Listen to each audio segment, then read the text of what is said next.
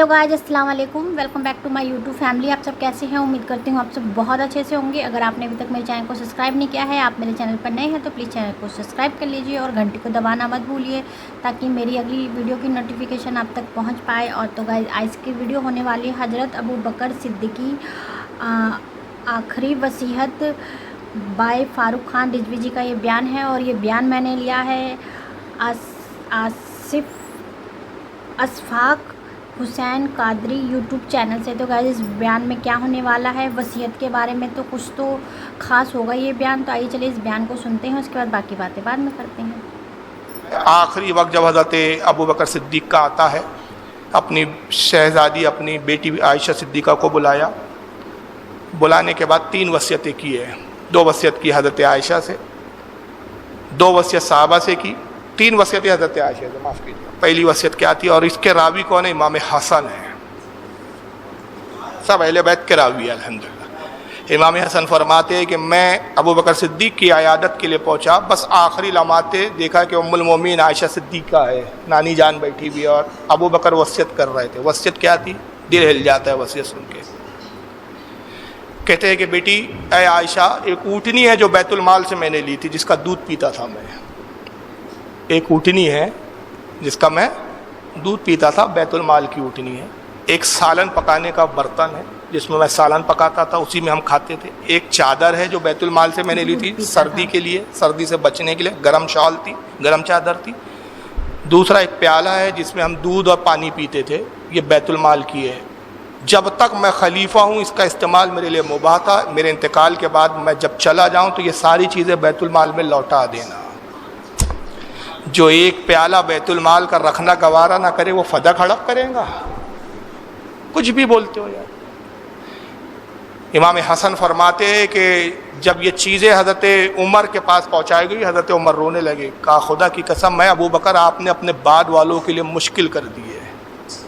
क्या बाद वाले आपकी सीरत पर कैसे अमल करेंगे? ये पहली एक वसीयत थी।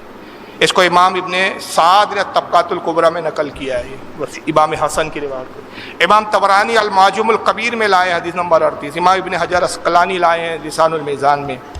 इमाम हैसमी मजमऊ ज़वाइद में लाए हैं। और उसके बाद दूसरी वसीयत ये की हज़रत आयशा से, कहा कि मेरी बेटी, मुझे जो कफन दिया जाए, मेरी 2 पुरानी चादरें हैं, उसको धोकर उसी को मेरे कफन में इस्तेमाल किया जाए। हज़रत आयशा कहती है, अब्बाजान, आपके मुसलमानों पे बड़े एहसान हैं, तो इतना भी तो नहीं है कि हम आपके लिए नए कफन का इंतज़ाम ना कर सके। कहते बेटी, मैयत को नए कपड़े की इतनी ज़रूरत नहीं जितने जिंदों को ज़रूरत है। मेरे लिए वो 2 चादरें ही काफ़ी है। तीसरी वसीयत की कहा कि बेटा ये देखो, जो कुछ मेरे पास कुछ माल है, जो घर है, घर बचा हुआ है, कुछ थोड़ी चीज़ें हैं, ये सब, ये अब्दुर्रहमान का हिस्सा है, ये मोहम्मद का हिस्सा है जो आपके साहबजादे थे, ये तुम्हारा हिस्सा, और एक तुम्हारी बेटी है ये उसका हिस्सा है, ये अस्मा का हिस्सा, और एक तीसरी जो है तुम्हारी बहन है ये उसका है। तो हज़रत आयशा कहती है, अब्बाजान, हम तो 2 ही बहनें हैं, ये तीसरी बहन कहा तुम्हारी वालदा हामला, और जो शिकम में जो बच्चा है वो लड़की है, वो पैदा होंगी, ये उसका हिस्सा है। ये इल्म गैब की भी दलील थी कि ये भी मालूम है कि पेट में क्या है। ऐसा बीवी हामला थी उसको। और तीसरी जो आखिरी वसीयत थी, 34, के लिए कहा अली को बुलाओ। कहाँ है अली? हज़रत अली को इत्तला दी गई। मौला कायनात आते, आप कहते हैं, अली, मेरी बड़ी ख्वाहिश है कि मैं रसूलुल्लाह के पहलू में दफन किया जाऊँ, तो मुझे रसूलुल्लाह के पहलू में दफन करना, मगर अली सुनो, मुझे गुस्ल आप ही देना, खुशबू में वही इत्र इस्तेमाल करना जो रसूलुल्लाह के लिए किया था आपने। उसी कुएं के पानी से मुझे गुस्ल दिया जाए जिस कुएं के पानी से रसूलुल्लाह को गुस्ल दिया गया है। मैं चाहता हूँ वही हाथ मेरे गुस्लों में हो जो रसूलुल्लाह को जिन हाथों ने गुस्ल दिया है। और जब मेरा कफन वगैरह सब तैयार हो जाए, जनाजा तैयार हो जाए, नमाज जनाजा पढ़ चुको, और रसूलुल्लाह के रोज़े के बाहर ले जाना और पहले सरकार से इजाज़त ले लेना। अकीदा देखो, सरकार हयात है, रसूल से इजाज़त ले लेना। आका इजाज़त दे तो सरकार के पहलू में दफन करना, इजाज़त ना दे जन्नतुल बकी में दफन कर देना। मौला कायनात कहते हैं कि हमने वसीयत पे यूँ ही अमल किया, गुस्ल दिया गया, कफन पहनाया गया, नमाज जनाजा हुई, जनाजा तैयार हुआ। हज़रत अली के अल्फाज है कि हम जनाजा हुजूर के रोज़े पे लाए, सरकार के रोज़े का दरवाज़ा बंद था। फ़कुल तो या रसूल अल्लाह, कहते हज़रत अली, मैंने अर्ज़ किया, या रसूल अल्लाह, हाज़ा अबू बकर, अल्लाह के नबी अबू बकर है। ابو بکر آئے ہیں مستاذن فرائت البابا قد تفصحا، یہ اجازت چاہتے ہیں. علی کہتے خدا کی قسم ہماری نگاہوں نے دیکھا کہ روضے رسول کا دروازہ خود بخود کھلا، وسمعت قائلا یقول، اور ہم نے قبر سے یہ آواز سنی ادخل الحبیبی الی حبیبہ، حبیب کو حبیب سے ملا دو. حبیب کو حبیب سے ملا دو. فَإِنَّ الْحَبِيبَ إِلَىٰ حَبِيبِ مشتاق، اس لیے کہ حبیب بھی اپنے حبیب سے ملنے کا بہت مشتاق ہے. دروازہ کھلا ہے، آواز آئی ہے، حبیب کو حبیب سے ملا دیا گیا. اور شاعر نے کہا تذکرہ قرآن میں جس کا سورہ کوثر میں ہے، نور اس کا واللہ بحر و بر میں ہے. آج بھی ہے گنبد خضرا میں ابو بکر و عمر، مصطفیٰ کے گھر کی دولت مصطفیٰ کے گھر میں ہے. کتنوں نے روایت لکھی، حوالے ذرا سن لیجئے. ابن عساکر نے لکھا ہے اس روایت کو تاریخ دمشق کے اندر، جلد 30 صفحہ 436. امام فخر الدین رازی رحمۃ اللہ علیہ تفسیر کبیر میں لایا، تفسیر الکبیر جلد 21 صفحہ 28 سورہ کہف آیت نمبر 9 کے تحت اس روایت کو لکھتے ہیں. اور حضرت، یہ نام تو مجھے بڑا پسند ہے یار، سبھی پسندیدہ ہے، سب میرے امام سروں کے تاج ہے، لیکن کچھ نام ایسے ہوتے ہیں کہ لینے میں ہی تھوڑے سے بدن کے بال کھڑے ہو جاتے ہیں. یہ ہے سرکار مخدوم اشرف جہانگیر سمنانی. سمجھ رہے ہیں نا آپ؟ یہ وہ لکھ رہے ہیں شہزاد رسول، سمنا کا شہزادہ لکھ رہا ہے، ان کی لطائف اشرفی صفحہ نمبر 556. امام اسقلانی اس کو لسان المیزان میں لاتے ہیں، جلد 5 صفحہ 62. امام عبد الرحمن جامی اپنی کتاب نفاست الانس میں لاتے ہیں صفحہ 169. امام جلال الدین سیوطی الخصائص الکبریٰ جلد 2 صفحہ 492. امام برہان الدین حلبی لا رہے ہیں اس کو سیرۃ الحلبیہ میں جلد 3 صفحہ 450. شاہ عبد العزیز محدث دہلوی نے لکھا فتاوی عزیزی جلد 2 صفحہ 146 کے اوپر.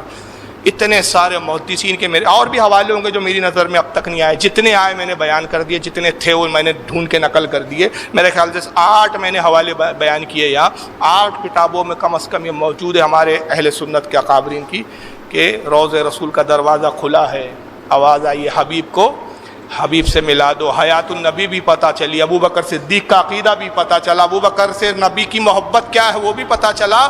12 جمادی الاخر 13 ہجری بروز منگل 63 سال کی عمر میں آپ کا وصال ہوا. اور آپ کے وصال کے بعد ایک بڑا عجیب واقعہ ہوتا ہے. یہ روایت سن لیں، بس حالانکہ تھوڑا ٹائم ہو گیا ہے لیکن میں چاہ رہا ہوں 2 باتیں بس برداشت کر لیں آپ. ابو بکر صدیق کی بیوہ کو آپ نے پیغام دیا حضرت عمر میں وصال کے بعد، کہا کہ میں آپ سے نکاح کا خواہش مند ہوں. انہوں نے کہا ابو بکر کے بعد میں کسی کو شوہر پسند نہیں کرتی. انہوں نے کہا نہیں واللہ میں آپ سے نکاح کا خواہش مند ہوں، آپ مجھ سے ضرور نکاح کریں. بار بار پیغام بھیجتے رہے، وہ انکار کرتے رہے، حتیٰ کہ آپ خلیفہ ہوئے، تخت خلافت پر بیٹھے. اس کے بعد پھر پیغام بھیجا تو کچھ صحابہ نے ان کو سمجھایا، کہا دیکھو وقت کے خلیفہ ہے، کہہ رہے ہیں، اس سے پہلے بھی ایک خلیفہ کی بیوی تھی، اب بھی ایک خلیفہ کی بیوی کہلاؤں گے. حضرت عمر بڑے نیک سالے، ایسے نیک سالے شوہر کو تم نے انکار نہیں کرنا چاہیے. باخدا ابو بکر کے بعد کوئی افضل ہے تو عمر ہے. چنانچہ وہ راضی ہو گئی، نکاح ہوا. نکاح کی رات میں اپنی دلہن کے پاس حضرت ابو بکر کی پہلے بیوی رہ چکی تھی. حضرت عمر پہنچتے ہیں، کہتے ہیں کہ السلام علیکم. وعلیکم السلام. کہا آپ میری شریک حیات ہے، یہ ذرا بتائیں کہ ابو بکر کی شب و روز کیسے ہوتے تھے. دن کے بارے میں تو میں جانتا ہوں، ہمیشہ حضرت عمر کا معاملہ یہ تھا ابو بکر کی نیکیوں کی ٹوہ میں رہتے تھے. جیسے کہ کل تو بہت سارے واقعات اس پہ گزرے. کیسے ان کے حالات، شب کے حالات بتائیے، وہ خلوت کے حالات، گھر میں ان کی کیا مصروفیات رہتی تھی، کیونکہ اس بارے میں سوائے بیوی کے اور کوئی نہیں جانتا. باہر ان کے معاملات تو ہم جانتے ہیں، ان کی نیکیاں میں نے دیکھی ہے، باہر ان کی عبادات کو دیکھا ہے، مسجد نبوی میں ان کا بیٹھنا دیکھا ہے، سرکار کے ساتھ اٹھنا چلنا پھرنا دیکھا ہے. لیکن جب وہ آپ کے پاس ہوتے گھر میں تو کیا ان کے معاملات ہوتے. وہ زوجہ رونے لگی اور کہتی ہے کہ امیر المومنین آپ نے میرے سابق شوہر ابو بکر کی بات کی. خدا کی قسم ان کا حال یہ ہوتا ہے کہ رات میں جب رسول سے ملاقات کر کے آتے، وضو کرتے، مصلی بچھاتے، ایک ایک رکعت میں پورا قرآن ختم کرتے اور اتنا روتے کہ پوری رات رونے میں گزر جاتی. اور ایک ایسی عجیب بات میں نے ابو بکر صدیق میں دیکھی جو کسی میں نہیں دیکھی. کہا وہی تو جاننا چاہتا ہوں میں کہ وہ کون سی عجیب بات. کہا وہ یہ کہ جب آپ استغفار کرتے اور رسول کی محبت میں تڑپتے، حضور کے لیے محبت میں آؤ فگا کرتے، تو آپ کے دل سے، آپ کے بدن سے ایسی آواز آتی دل سے جیسے ہانڈی پک رہی ہو.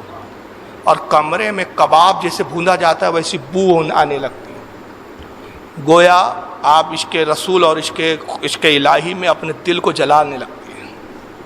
بس حضرت عمر نے جیسی سنا رونے لگے، کہا خدا کی قسم میں عبادت تو لا سکتا ہوں، آنسو تو لا سکتا ہوں، مگر یہ سوز، یہ خشوع اور خضوع کہاں سے لاؤں؟ یہ دل کا کبابوں کی طرح چلانا کہاں سے لا سکتا ہوں؟ عمر یہ نہیں لا سکتا۔ آئین ایک وقت بس یہی میں جاننا چاہتا تھا، آپ کے لیے طلاق طلاق طلاق۔ انہوں نے کہا آپ نے پھر نکاح کیوں کیا؟ کہا بس اسی لیے تو کیا تھا تاکہ آپ محرم بن جائے تو اس راز کو فاش کر دے، بخدا اور کوئی ارادہ نہیں تھا، طلاق دے دی۔ تو یہ ابو بکر کے شب و روز تھے، اور اعلیٰ حضرت نے کہا جلی جلی سی بو سے پیدا اے سوزش عشق شہ والا، کباب آہوں میں بھی نہ پایا، مزہ جو دل کے کبابوں میں۔ اور دو روایت پہ اختتام ہو رہا ہے کہ اللہ کے نبی فرماتے ابلیس سے ایک مرتبہ میرا سامنا ہو گیا، ابلیس سامنے آ گیا، میں نے کہا اے مردود سن ادھر آ، جو میں پوچھوں گا بتاؤں گا۔ اس کو امام عبد الرحمن الصفوری نے نزہۃ المجالس میں لکھا ہے، جلد نمبر 2 صفحہ 55، حوالہ بھی سن لیں۔ کہا یا رسول اللہ میں آپ سے جھوٹ نہیں کہہ سکتا، پوچھئے۔ کہا بتا تیرا سب سے عزیز ترین دوست کون ہے؟ تیرا خاص دوست، تو کس کو اپنا دوست سمجھتا ہے؟ سب سے عزیز ترین دوست کون ہے؟ ابلیس سے سوال کیا۔ شیطان نے کہا یا رسول اللہ بے نمازی، جو نماز نہیں پڑھتا وہ سب سے زیادہ عزیز ترین میرا وہی دوست ہے۔ سرکار نے کہا اچھا بتا تیرا مہمان کون ہے جس کی تو میزبانی کرتا ہے؟ کہا یا رسول اللہ چور، جب کوئی کسی کا چوری کرنے جاتا ہے گویا وہ میرا مہمان ہوتا ہے، میں اس کا میزبان ہوتا ہوں۔ آقا نے کہا میں اللہ کا واسطہ دیتا ہوں اب بالکل جھوٹ نہ بولنا، سچ سچ بتانا، یہ بتا کہ سب سے زیادہ محبوب کون ہے تیرا، کس سے تو سب سے زیادہ محبت کرتا ہے؟ اس نے کہا یا رسول اللہ آپ نے اللہ کا واسطہ دیا ہے، یوں بھی میں جھوٹ نہیں کہہ سکتا آپ سے، مگر اب تو آپ نے اللہ کا واسطہ دیا تو جھوٹ کہنے کا سوال ہی پیدا نہیں ہوتا۔ اے اللہ کے نبی میرا سب سے زیادہ محبوب ترین وہ شخص ہے جو ابو بکر اور عمر کو گالیاں بکتا ہے، معاذ اللہ استغفر۔ اور امام حضرت ابو ہریرہ رضی اللہ تعالیٰ عنہ کہتے ہیں، روایت لکھتے ہیں کہ اللہ کے نبی نے فرمایا پہلے آسمان پر 80,000 فرشتے ہیں۔ پہلے آسمان پر کتنے؟ 80,000 ایسے فرشتے ہیں کہ جو ابو بکر صدیق سے محبت کرتے ہیں، ان کے لیے بخشش کی دعائیں کرتے رہتے ہیں۔ پھر آقا کہتے ہیں دوسرے آسمان پر 80,000 ایسے فرشتے ہیں جو ابو بکر اور عمر سے بغض رکھتے ہیں، ان پر لعنتیں بھیجتے رہتے ہیں۔ حالانکہ حدیث سند کے اعتبار سے ضعیف ہے، میں بتا دوں، اس کا ایک راوی سہیل بن سقر ہے، یہ ضعیف راوی ہے، ضعیف ہے، موضوع نہیں ہے روایت، ضعیف چلتی ہے ترغیب و ترہیب میں۔ تو دو روایتیں میں نے یہاں اختتام بتائی کہ اب یہ فیصلہ آپ کو کرنا ہے کہ ابو بکر صدیق کی محبت والے گروہ میں رہنا ہے کہ ان سینہ پیٹنے والے جاہلوں کے بیچ میں آپ کو رہنا ہے، کہاں رہنا ہے۔ اگر یہاں ہو تو وہ 70,000 فرشتے بھی آپ کے رفیق ہیں جو آپ کے لیے بخشش کی دعائیں کر رہے ہیں، اور اگر وہاں ہو تو شیطان کے بھی محبوب ہو اور نعوذ باللہ ان فرشتوں کے لعنتوں کے بھی مستحق ہو۔ اس لیے آج ہماری قوم کو فیصلہ کرنا چاہیے کہ علی کی محبت کا یہ تقاضا نہیں ہے کہ معاذ اللہ امیر معاویہ کو گالیاں بکے، علی اور اہل بیت کی محبت کا یہ تقاضا نہیں ہے معاذ اللہ کہ ہم ابو بکر صدیق کو ان کے مقام و مرتبے سے کمتر گرائیں، حضرت عمر کی توہین کرے۔ یہ اہل سنت کا ہرگز عقیدہ نہیں ہو سکتا۔ اس لیے میں بار بار عرض کر رہا ہوں کہ ہمیں اپنے بزرگوں کے عقیدے کو دیکھنا ہے، آج کے پاکھنڈیوں کو نہیں دیکھنا ہے۔ آج کوئی کتنا ہی بڑا مجمع لے کر کوئی بات کرتا ہو، لیکن اگر ہمارے اکابرین اور ہمارے عقیدے کے خلاف ہو، وہ سب کچھ ہو سکتا ہے، ہمارا رہنما نہیں ہو سکتا۔ اللہ تعالیٰ سے دعا ہے۔